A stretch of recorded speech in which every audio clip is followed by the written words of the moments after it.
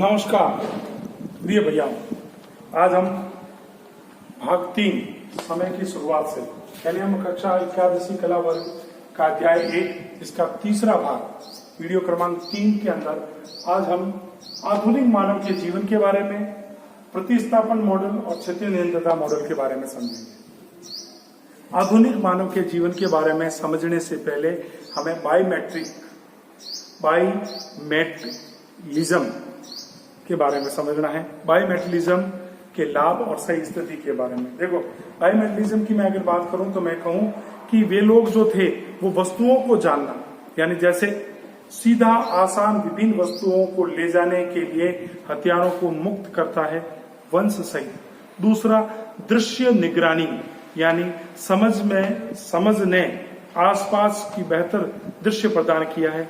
लंबी दूरी की पैदल यात्राएं, यानी चौगनी की तुलना में अधिक कुशल थी शिकार व चारा खाने के दौरान, और कम ऊर्जा, यानी चौगनी गति की तुलना में जागने पर कम ऊर्जा की खपत भी होती थी। अब देखिए, अब यहां से शुरू होता है आधुनिक मानव के जीवन की कहानी। यानी अभी तक हमने मानव के आधुनिक जीवन को नहीं पढ़ा था, हमने मानव के क्रमिक रूप को पढ़ने का प्रयास किया।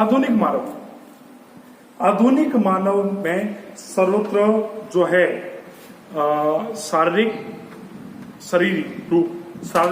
और जननीय जो है यानी उत्पत्ति मूलक समरूपताएं पाई जाती है। आधुनिक मानव में शारीरिक और जननीय मूलक जो है समरूपताएं पाई जाती है। दूसरी अगर मैं बात करूं तो आधुनिक मनुष्य की उत्पत्ति के 2 प्रमुख सिद्धांत हैं। आधुनिक मनुष्य की उत्पत्ति के कितने सिद्धांत हैं? 2 सिद्धांत हैं। अब 2 सिद्धांत कौन कौन से हैं, पहले उनको पढ़ना। आधुनिक मानव की उत्पत्ति के 2 सिद्धांतों की मैं बात करूं तो सबसे पहला सिद्धांत है प्रतिस्थापन मॉडल और दूसरा है क्षेत्रीय निरंतरता मॉडल।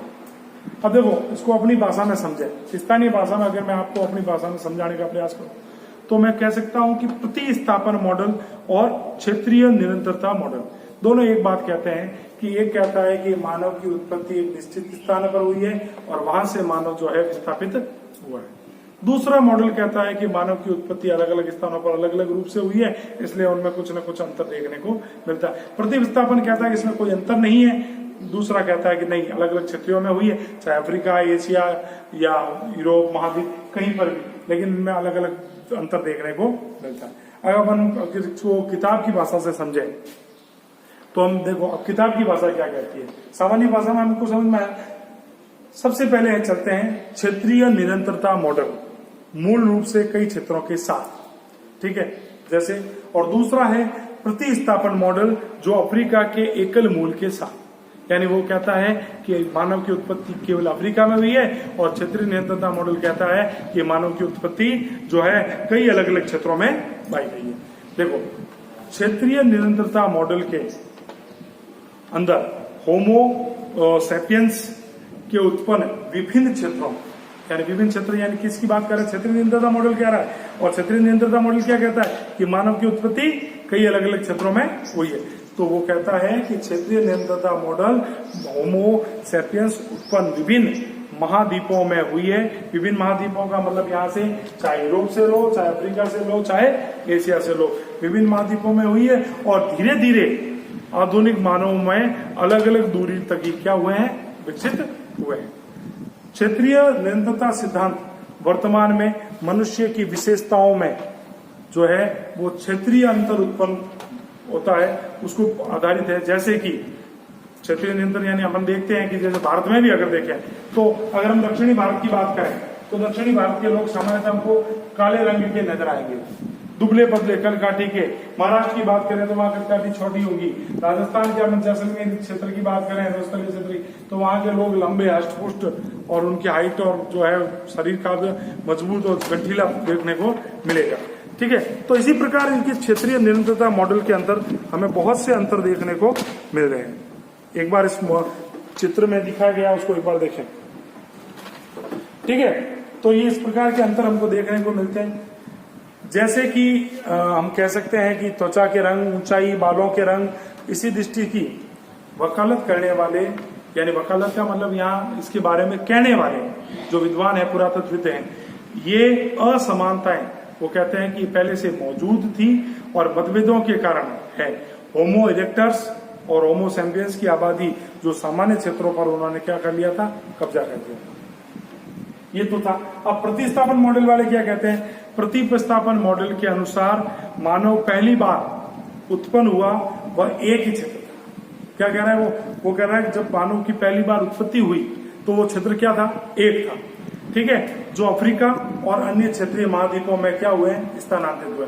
यानी ये कह रहा है कि मानव की उत्पत्ति एक ही अफ्रीका से हुई है, फिर वो वहां से अफ्रीका और एशिया में गए।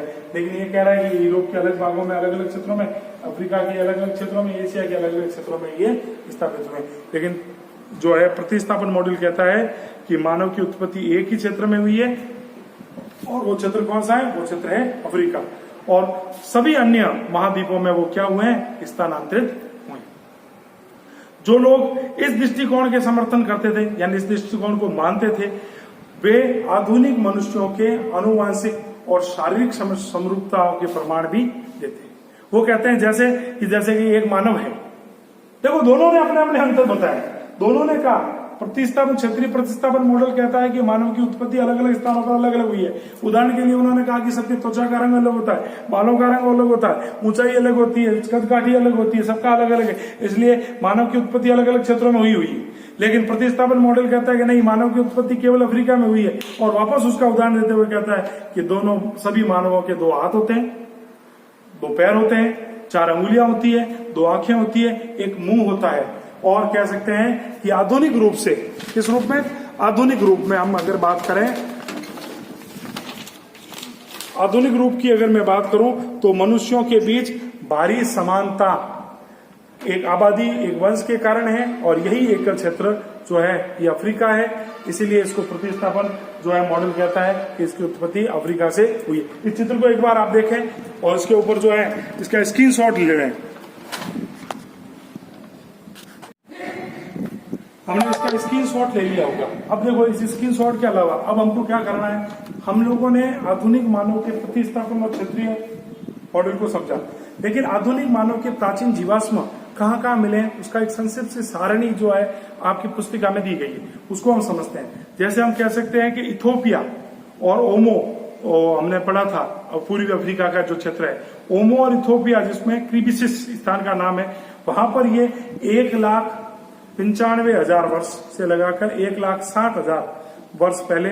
फिर दक्षिण अफ्रीका या बॉर्डर गुफा, दी कैल्डर्स, क्लासीज नदी के मुहाने पर ये जो अवशेष हैं वो 1,20,000 से लगाकर 50,000 वर्ष पुराने माने गए हैं। उसके बाद मॉरेस्को के अंदर दरे सुल्तान एक स्थान का नाम है, वहां पर इसके अवशेष 70,000 से 50,000 वर्ष पूर्व के माने गए हैं। उसके बाद अपन इजराइल की बात करें तो इजराइल के कब्जे रखूल जो क्षेत्र है वहां पर इसके स्थान 1,00,000 से लगभग 50,000 वर्ष पूर्व माने गए। ऑस्ट्रेलिया की बात करें तो ऑस्ट्रेलिया के अंदर एक स्थान है जिसका नाम है मुंगो झील जो है वो 45,000 से लगभग 35,000 वर्ष पूर्व के इसके अवशेष माने गए। फिर है बोनिया की जो है निहा गुफा के अंदर इसके अवशेष 40,000 वर्ष पूर्व माने गए। और दूसरा आता है फ्रांस के अंदर जो है वो स्थान का नाम है फ्रॉम गेमन जो यहाँ पर 35,000, जिसमें लेस आइजिसिस के पास का स्थान है जिसमें 35,000 वर्ष पूर्व के अवशेष माने गए। यानी आज हमने आधुनिक मानव के जीवन, प्रतिस्थापन मॉडल, क्षेत्रीय निरंतरता मॉडल के बारे में और प्रतिस्थापन मॉडल के बारे में पढ़ा। ठीक है, अब इसके जो प्रश्न उत्तर बनते हैं उन प्रश्न उत्तरों को अपनी उत्तर पुस्तिका में स्पष्ट रूप से बनाना है। इसमें प्रतिस्थापन और क्षेत्रीय निरंतरता मॉडल के अंतर को सविस्तार समझाइए, इसका पहला प्रश्न बनेगा। इस बड़े प्रश्न को हमें अच्छे से सुंदर लिखावट में इसको करना है। कल हम आरंभिक मनुष्य के भोजन प्राप्ति के बारे में, उनके जीवन शैली के बारे में, उनके अर्थ जो यानी व्यापार, व्यवसाय, पशुपालन के बारे में अध्ययन करेंगे। औजार बनाना उन्होंने कैसे सीखा, किस प्रकार से एक दूसरे से संपर्क रखते थे, कैसा भोजन करते थे, भोजन प्राप्त करने की क्या पद्धति थी, उन सभी के बारे में अध्ययन करेंगे। धन्यवाद।